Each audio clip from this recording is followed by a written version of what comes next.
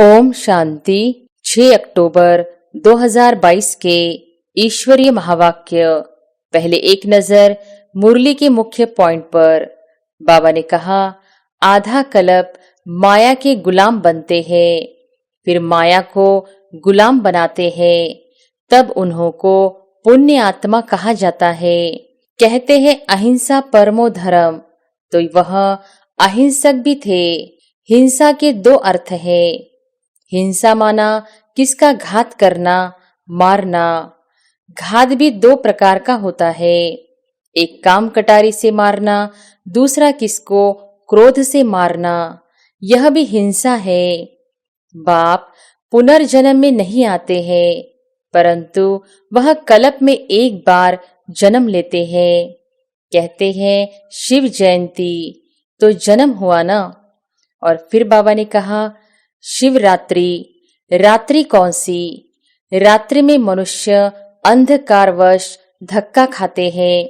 फिर भक्ति मार्ग में भी कहते हैं गंगा स्नान करो, 4 धाम की यात्रा करो, यह करो, तो धक्के हुए ना। यह भी हो गई रात। सतयुग त्रेता है दिन। जब तक बाप को नहीं जाना है, तब तक क्लास में नहीं बैठ सकते, क्योंकि जब तक याद नहीं तब तक लायक नहीं। सतयुग में कोई रोता नहीं, तो तुमको यहाँ भी रोने का हुक्म नहीं। रोते हो गोया अवस्था की कमी है। और फिर लास्ट में बाबा ने कहा, यह रोगी दुनिया है, भोगी दुनिया है। सतयुग निरोगी योगी दुनिया है। यहाँ तो बाप को याद करना है। बेहद का बाप कहते हैं, जो मेरी श्रीमत पर चलता है वही मेरा सपूत बच्चा है। देह सहित देह के सब संबंध भूल मामेकम याद करो। इस शरीर से बुद्धियोग तुड़वाते हैं और आत्मा की परमात्मा से सगाई कराते हैं। और अब सुनते हैं महावाक्यों को विस्तार से। मुरली का सार।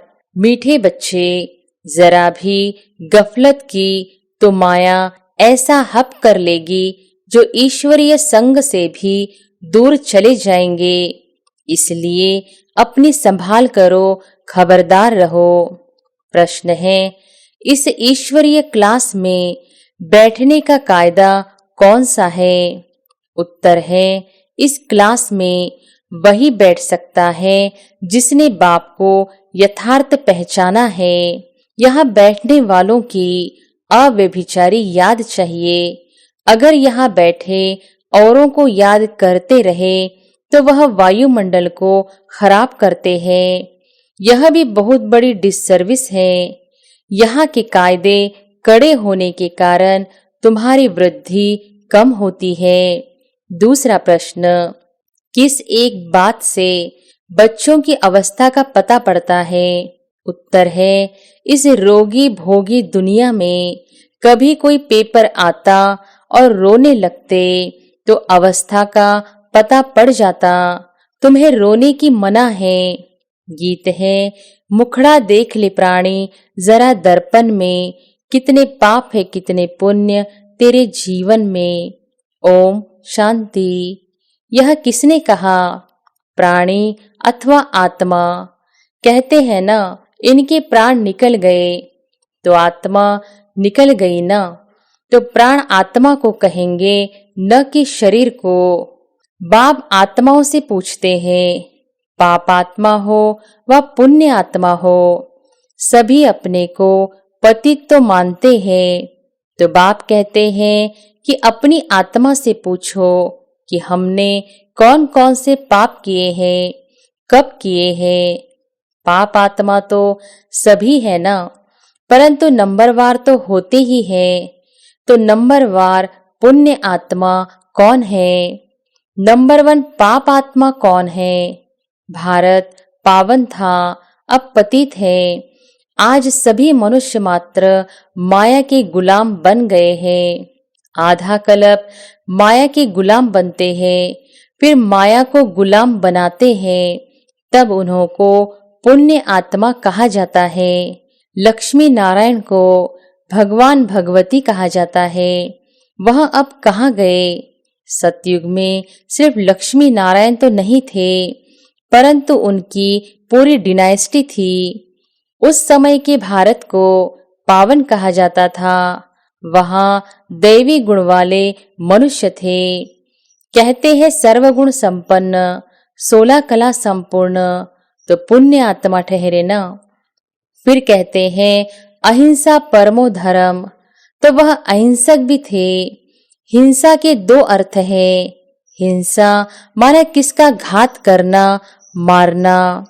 घात भी 2 प्रकार का होता है, एक काम कटारी से मारना, दूसरा किसको क्रोध से मारना। यह भी हिंसा है। इस समय सब पाप आत्मा है। कहते हैं ना, मुझ निर्गुण हारे में कोई गुण नहीं, तो नंबरवार होते हैं ना। परंतु है पाप आत्मा, तो जब बाप आता है तो बाप को पहचानना चाहिए। कहते हैं परम पिता, तो उनको कोई पिता नहीं, वह सबका पिता है, वह सबका टीचर है। परम पिता जो परम धाम में रहते हैं, उनको कोई बाप नहीं है, बाकी सबका बाप होता है। ब्रह्मा विष्णु शंकर का भी बाप है। कहते हैं शिवाय नमः, तो बाप हुआ ना। बाप पुनर्जन्म में नहीं आते हैं, परंतु वह कल्प में एक बार जन्म लेते हैं। कहते हैं शिव जयंती, तो जन्म हुआ ना। शास्त्रवादी तो नहीं जानते हैं शिव कैसे जन्म लेते हैं। कहते हैं शिवरात्रि। रात्रि कौन सी? रात्रि में मनुष्य अंधकारवश धक्का खाते हैं। फिर भक्ति मार्ग में भी कहते हैं गंगा स्नान करो, 4 धाम की यात्रा करो, यह करो, तो धक्के हुए ना। यह हो गई रात। सतयुग त्रेता है दिन। सतयुग में है सुख। वहां परमात्मा को याद करने की दरकार नहीं। कहते हैं दुख में सिमरन सब करे, तो भक्त बाप का सिमरन करते हैं, साधना करते हैं, तो पतित ठहरे ना। तो पतित भारत को ही कहेंगे, क्योंकि भारत ही पावन था। जब देवी देवता धर्म था, पवित्र आत्माएं थे। सतयुग में और धर्म होते नहीं। बाकी और धर्म की जो पतित आत्माएं हैं, वह सजाएं खाकर परम धाम में रहती है। सतयुग में आती नहीं। सतयुग में सुख शांति संपत्ति सब थी। वहां है ही प्रारब्ध।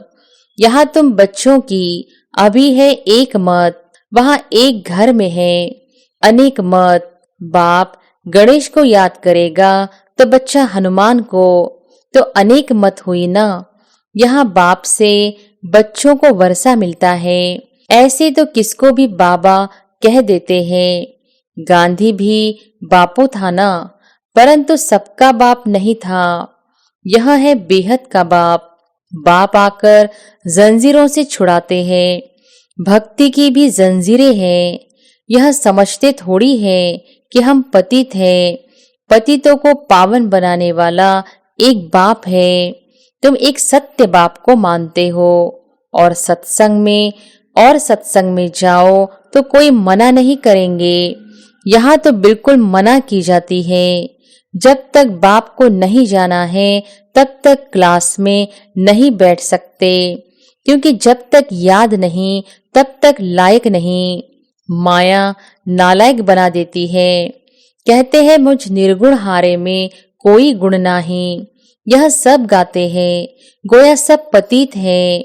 ब्रह्मा विष्णु शंकर को भी गाली देते हैं।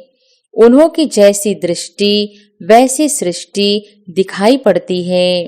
अगर यहाँ कोई बैठकर भी औरों को याद करता रहे तो यह व्यभिचारी याद हो गई ना। भले याद पूरी रीति ठहरती नहीं है, क्योंकि माया बुद्धियोग तोड़ देती है। फिर भी बाप तुम्हें बुद्धियोग लगाना सिखलाते हैं। अंत में तुम्हारी याद ठहर जाएगी। तब अंत के लिए गायन है कि अतीन्द्रिय सुख पूछना हो तो गोप गोपियों से पूछो। यह संस्था इसलिए वृद्धि को नहीं पाती क्योंकि यहाँ के कायदे कड़े हैं। जब तक बाप को नहीं जाना है तब तक क्लास में बैठ नहीं सकते, क्योंकि यहाँ अव्यभिचारी याद चाहिए। कोई सचखंड का मालिक नहीं बन सकता, कोई सचखंड का मालिक नहीं बना सकता है। तुम सचखंड के मालिक बाप द्वारा बनते हो। अब तो झूठ खंड है, कहते हैं ना, झूठी काया झूठी माया। आधा कल्प ऐसे ही चलता है। समझो, बाप ज्ञान में आता है तो रचना को भी पावन बनाना पड़े। अगर बच्चे पवित्र नहीं बने तो कपूत ठहरे। घर में अगर एक पवित्र बने, दूसरा न बने तो झगड़ा हो पड़ता है। इसलिए मनुष्य का हृदय विदीर्ण होता है। यहाँ सुनते तो अच्छा अच्छा कहते हैं, परंतु फिर बाहर गया तो फिर वैसे ही बन पड़ते। समझते हैं सन्यासी तो कहते हैं गृहस्थ व्यवहार में रहते पवित्र हो नहीं सकते, तो हम कैसे रह सकेंगे। परंतु यहाँ तो प्रतिज्ञा करनी पड़ती है। बच्चे भी कहते हैं हम पवित्र बनेंगे।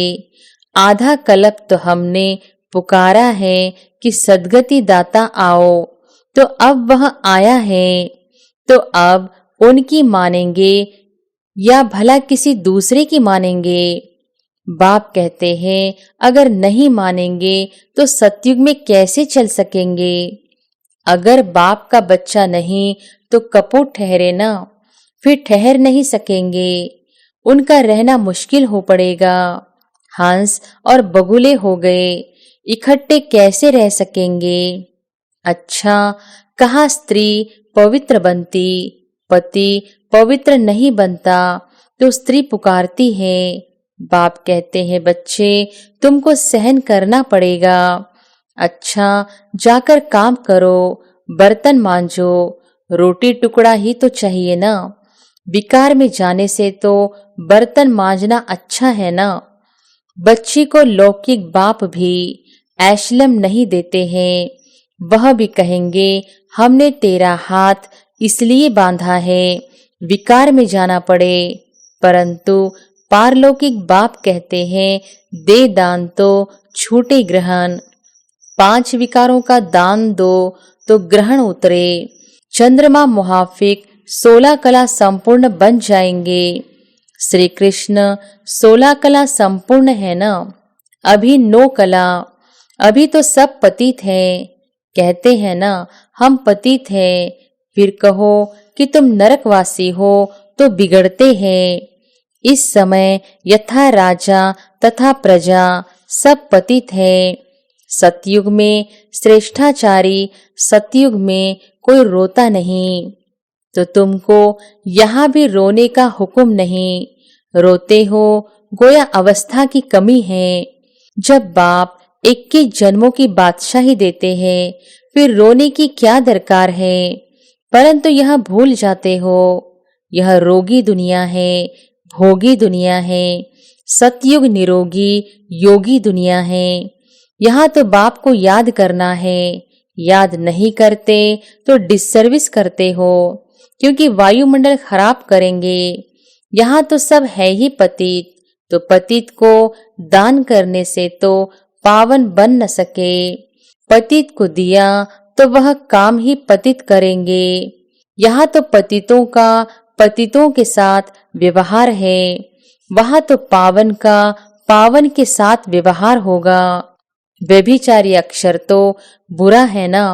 पहले भक्ति भी अव्यभिचारी थी, शिव की ही पूजा करते थे। पीछे देवताओं की भक्ति शुरू हुई। पीछे रजोगुणी भक्ति कहा जाता है। अभी तो मनुष्यों की पूजा करने लग पड़े हैं। सन्यासियों के चरण धोकर पीते हैं। मनुष्यों की पूजा को भूत पूजा कहा जाता है, अर्थात 5 तत्वों के बने हुए शरीर की पूजा। समझते कुछ भी नहीं। तब कहा जाता है अंधे की औलाद अंधे। तुम हो सज्जे की औलाद सज्जे, तो वह अंधेरे में धक्के खाते रहते हैं। कहते हैं गुरु ब्रह्मा, गुरु विष्णु, गुरु शंकर। यह भी कहना रॉन्ग है। विष्णु तो है सतयुग में रहने वाला, वह तो अपनी प्रारब्ध भोगते हैं। बाकी है ब्रह्मा गुरु, वह भी तब जब इस तन में बाप आए। जब तक बाप नहीं आए हैं तब तक यह भी किस काम के। बेहद का बाप कहते हैं, जो मेरी श्रीमत पर चलता है वही मेरा सपूत बच्चा है। जैसे गवर्नमेंट ऑर्डिनेंस निकालते हैं, ऐसे यह पांडव गवर्नमेंट भी ऑर्डिनेंस निकालती है कि पवित्र बनेंगे तो पवित्र दुनिया के मालिक बनेंगे। तो बाप कहते हैं कि देह सहित देह के सब संबंध भूल मामेकम याद करो। इस शरीर से बुद्धि योग तुड़वाते हैं और आत्मा की परमात्मा से सगाई कराते हैं। तो बाप को याद करना चाहिए और शरीर से भी ममत्व निकालना है। मोह जीत की एक कहानी है ना, तो तुमको भी मोह जीत बनना है। यह है युद्ध का मैदान। इस युद्ध में जरा भी गफलत की तो माया हप कर लेती है। कहते हैं कि गज को ग्राह मगरमच्छ ने पकड़ा। कोई ऐसी बात नहीं कि गज अर्थात हाथी कोई पानी में गया, ग्राह ने पकड़ लिया। नहीं, यह यहाँ की बात है। अच्छे अच्छे महारथी हैं, बहुतों को समझाते भी हैं, सेंटर भी संभालते हैं। अगर उन्होंने भी जरा गफलत की तो माया हप कर लेती है। ऐसा हप करती है जो बाप के संग से ही भगा ले जाती है, पुरानी दुनिया में चले जाते हैं। इसलिए बड़ी संभाल रखनी पड़ती है, क्योंकि माया से बॉक्सिंग है और यह बिल्कुल समझने की बातें हैं। सिर्फ सत्य सत्य करने की बात नहीं है। सत्य सत्य तो भक्ति मार्ग में करते हैं कि फलाना नाक से पैदा हुआ, यह भी सत। हनुमान पवन से पैदा हुआ, हाँ जी सत। वह तो सब है भक्ति मार्ग की बातें। यहाँ तो ज्ञान की बातें हैं जो धारण करना है, माया से युद्ध करनी है। अगर बाप का बनकर कोई पाप कर्म किया तो और ही 100 गुना दंड मिलेगा। तो बाबा बहुत खबरदार करते हैं। देखो, अब तो बाप दादा सम्मुख बैठ पढ़ा रहे हैं। अब यह थोड़ी ही कहेंगे हे भगवान। नहीं, शिव बाबा का बच्चा एक ब्रह्मा है, वे ब्रह्मा से विष्णु बनते हैं। अच्छा, मीठे मीठे सिकिलधे बच्चों प्रति माता पिता बाप दादा का याद प्यार और गुड मॉर्निंग। रूहानी बाप की रूहानी बच्चों को नमस्ते। धारणा के लिए मुख्य सार। पहली पॉइंट, चंद्रमा समान 16 कला संपन्न बनने के लिए 5 विकारों का पूरा दान दे ग्रहण से मुक्त हो जाना है। दूसरी पॉइंट, बाप का बनकर कोई पाप कर्म नहीं करना है। शरीर से भी ममत्व निकाल मोह जीत बन जाना है। वरदान है, अपनी श्रेष्ठ दृष्टि वृत्ति द्वारा सृष्टि का परिवर्तन करने वाले विश्व के आधार मूर्त भव। अपनी श्रेष्ठ दृष्टि वृत्ति द्वारा सृष्टि का परिवर्तन करने वाले विश्व के आधार मूर्त भव। आप बच्चे विश्व की सर्व आत्माओं के आधार मूर्त हो। आपकी श्रेष्ठ वृत्ति से विश्व का वातावरण परिवर्तन हो रहा है। आपकी पवित्र दृष्टि से विश्व की आत्माएं और प्रकृति दोनों पवित्र बन रही है। आपकी दृष्टि से सृष्टि बदल रही है। आपके श्रेष्ठ कर्मों से श्रेष्ठाचारी दुनिया बन रही है।